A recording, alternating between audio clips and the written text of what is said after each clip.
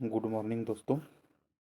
आज हम नए टॉपिक्स के टेस्ट को लेकर के 26वें प्रश्न से शुरू करने वाले हैं। 26वां प्रश्न आपका था, उपकुर्वाण से क्या आशय है। तो उपकुर्वाण का मतलब होता है कि जो हमारे आश्रम व्यवस्था है, जिसमें 4 आश्रमों की चर्चा है, ब्रह्मचर्य, गृहस्थ, वानप्रस्थ और संन्यास। तो ब्रह्मचर्य वाला जो जीवन होता है वो विद्या अध्ययन वाला होता है, और विद्या अध्ययन के पश्चात जब व्यक्ति गृहस्थ जीवन में प्रवेश करता है तो उसको उपकुर्वाण वैदिक काल में कहा जाता था। ठीक है। तो विद्या अध्ययन की समाप्ति के उपरांत गृहस्थ आश्रम में प्रवेश करना जो है आपका उपकुर्वाण कहा जाता था। ठीक है। अब गृहस्थ आश्रम में प्रवेश के उपरांत मनुष्य निम्न में से कौन से यज्ञों को करता है। तो जब व्यक्ति उपकुर्वाण कर लेता है तो उसके पश्चात उसको कौन कौन से ऐसे यज्ञ करना आवश्यक होते हैं जो उसके जीवन संचालन के लिए उपयोगी है। तो वैदिक काल में 5 यज्ञों की चर्चा थी, जिनमें ब्रह्म यज्ञ, देव यज्ञ, भूत यज्ञ, अतिथि यज्ञ, पितृ यज्ञ। ये 3 यज्ञ, ये 5 यज्ञ जो है सबसे ज़्यादा जीवन के लिए महत्वपूर्ण थे। और इसमें से जो शुरू के 3 हैं, जैसे ब्रह्म, देव और पितृ, ये त्रियज्ञ सबसे ज़्यादा इम्पोर्टेंट थे।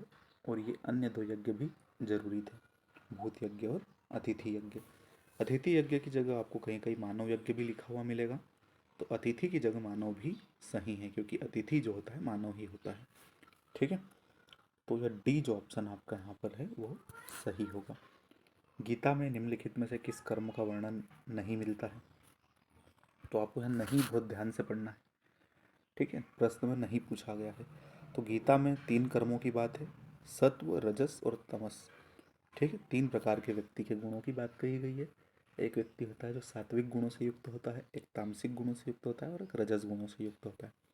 कायिक कर्म की चर्चा गीता में नहीं है। ठीक है। तो डी जो है आपका यहाँ पर सही उत्तर होगा। ठीक है। पारमिता का सिद्धांत का संबंध है। तो पारमिता के सिद्धांत का जो संबंध है वो आपके बोधिसत्व से है। ठीक है। बौद्ध दर्शन के अंतर्गत पारमिता को इस तरीके से माना गया है कि जिस जो जो गुण बुद्ध में थे, जो महात्मा बुद्ध ने जिन गुणों को अपनाया था या जिन चीज़ों को फॉलो करते थे, उस तरह से कोई व्यक्ति अगर उन गुणों को अपनाता है या उन गुणों से युक्त होता है तो उसको बोधिसत्व की संज्ञा दी जाती है। और उन गुणों को पारमिता के गुण कहे जाते हैं। मतलब जो आदर्श गुण होते हैं जिसको हर व्यक्ति को अपने जीवन में अपनाया जाना चाहिए, हर व्यक्ति को अपनाना चाहिए, वो सिद्धांत आपके पारमिता के सिद्धांत कहलाते हैं। और ये आपके बोधिसत्व से जुड़ा सिद्धांत है। ठीक है। प्रथम तीर्थंकर जो ऋषभ देव थे, इनका प्रतीक चिन्ह क्या था। तो ऋषभ देव का प्रतीक चिन्ह आप जानते हैं बैल था। ठीक है। और जो 24वें अंतिम तीर्थंकर थे, उनका जो अपना प्रतीक चिन्ह था वो सिंह था। ठीक है, शेर था। तो ऋषभ देव का प्रतीक चिन्ह बैल। ठीक है। 31 क्वेश्चन, सिंध प्रांत के शासक दाहिर की राजधानी का क्या नाम था। तो आपने खूब देखा होगा तुर्कों के आक्रमण के समय, अगर हम कहें जब प्रथम तुर्की आक्रमण हुए 712 में, जब पहली बार भारत में मोहम्मद बिन कासिम के द्वारा आक्रमण किया गया, तो सिंध क्षेत्र के जो शासक थे वो दाहिर थे। और उनकी राजधानी जो थी वो आपकी आरोन नाम की राजधानी थी। ठीक है। निम्न में से या इनमें से किस आयुर्वेदाचार्य ने तक्षशिला विश्वविद्यालय में विद्या प्राप्त की। तो तक्षशिला में जिसने विद्या प्राप्त की वो आपके चरक थे। ठीक है। चरक जो है आयुर्वेद के बड़े प्रणेता माने जाते हैं। या आयुर्वेद से संबंधित जो जीवन के बारे में इन्होंने व्याख्याएं की, या शल्य चिकित्सा के बारे में सुश्रुत के बाद अगर किसी का नाम आता है तो वो चरक का आता है। ठीक।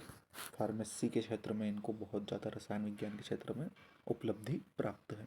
ठीक है। अश्वघोष किसके समकालीन थे। तो आप जानते हैं कनिष्क के जो दरबार में रहते थे वो अश्वघोष थे। ठीक है। कनिष्क के दरबार में कुछ विद्वान रहते थे, उसको मैं आपको बता देता हूँ। पार्श्व, अश्वघोष, नागार्जुन और चरक, ये विद्वान जो है कनिष्क के दरबार में रहा करते थे। ठीक है। नारद स्मृति में कितने प्रकार के दासों का वर्णन मिलता है। तो नारद स्मृति में आपके 15 प्रकार के दासों का उल्लेख मिलता है। ठीक है। वराहमिहिर की पंच सिद्धांतिका किस पर आधारित है? तो वराहमिहिर एक प्राचीन कालीन विद्वान हुए या वैज्ञानिक हम इसको कह सकते हैं। तो इन्होंने जो पंच सिद्धांतिका लिखी ये यूनानी ज्योतिष विद्या पर आधारित थी।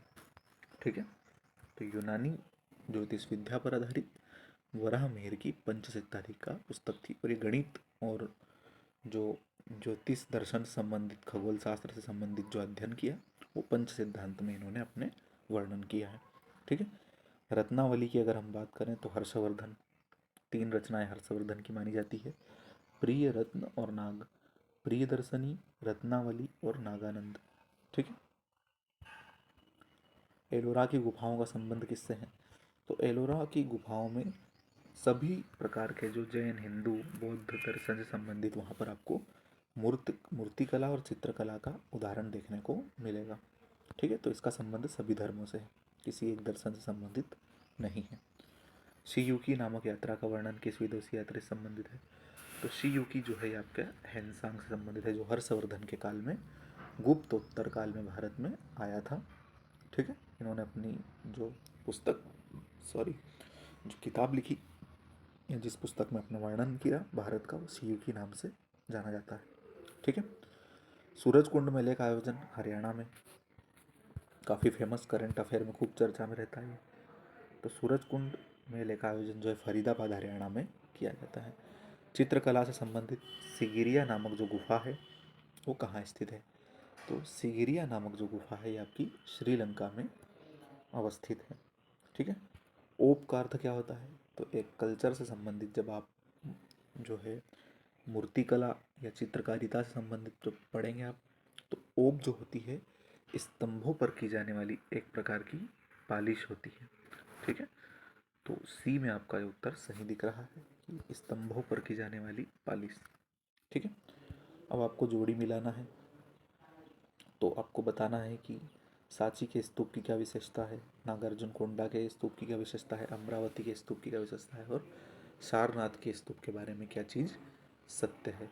ठीक है, तो यहाँ पर सांची के स्तूप के सामने लिखा है कि वेदिका पर अलंकरण नहीं, तो ये बात सही है, क्योंकि सांची का जो स्तूप है ये अपनी सादगी से युक्त है, वेदिका पर किसी प्रकार का अलंकरण नहीं किया गया है। जबकि जो तोरण द्वार है उस पर शुंग काल में पुष्यमित्र शुंग ने अलंकरण किया था, लेकिन वेदिका पर अलंकरण नहीं है। ठीक है, नागार्जुन कोंडा के स्तूप की बात करें तो 5 मुक्त खंभे जो बुद्ध को इंगित करते हुए इस पर दर्शाए गए हैं। ठीक है, अमरावती स्तूप जो है आयक स्तंभ से युक्त है, और सारनाथ स्तूप जो है बुद्ध के प्रथम जो प्रवचन है उससे युक्त माना जाता है, क्योंकि बुद्ध ने जो अपना प्रथम उपदेश दिया था वो सारनाथ में दिया था। तो ये एकदम सही सुमेलित है, 1 2 3 4 जो है आपका बी में जो दिया है वो सत्य है। ठीक है, अब क्वेश्चन नंबर 43, पूर्व का राफेल के नाम से किस चित्रकार को जाना जाता है? तो बिहजाद नाम के जो चित्रकार थे इसको पूर्व का राफेल कहा जाता है। ठीक है, तो इसका बिहजाद जो है उत्तर सही है। ठीक है, और अगर हम भारत के राफेल के नाम से देखें तो राजा रवि वर्मा जो थे ये भारत के राफेल के नाम से जाने जाते थे। कलमकारी चित्रकला की हम बात करें तो ये आंध्र प्रदेश से संबंधित खूब फेमस है, कलमकारी और चिकनकारी। तो कलमकारी जो है आंध्र प्रदेश से है और चिकनकारी जो है लखनऊ से संबंधित है। ठीक है, अगले प्रश्न में आपको चिकनकारी दी गई है तो ये आपकी लखनऊ से संबंधित है। ठीक है, तो आप इन दोनों को याद रखिए चित्रकला से संबंधित। भारत के सांस्कृतिक इतिहास के संबंध में पंचायतन शब्द किसको निर्दिष्ट करता है? तो पंचायतन जो है एक मंदिर निर्माण शैली से संबंधित है, जब एक मुख्य देवता की मूर्ति बीच में रखी जाती थी या मुख्य मंदिर जो बीच में होता था और इसके आसपास जो है 5 अन्य प्रकार के, 4 अन्य प्रकार के जो है मूर्ति पंच शैली में, पंचायतन शैली में बनाई जाती थी। जैसे मध्य में अगर हम कहें कि इष्ट देवता को केंद्र में रखा जाता था। सामान्यतः हम कहते हैं कि जो इष्ट देवता होते थे वो शैव या वैष्णव होते थे, और इसके आसपास जो है गणेश जी, आदि शक्ति मतलब देवी दुर्गा की मूर्ति यहाँ पर स्थापित की जाती थी। उसके बाद शिव, सूर्य और विष्णु, ये 5 देवताओं की मूर्ति इन 5 मंदिरों में स्थापित की जाती थी। ठीक है, तो पंचायतन शैली के मंदिर जो है आपको इस तरह से देखने को मिलेंगे। ठीक है,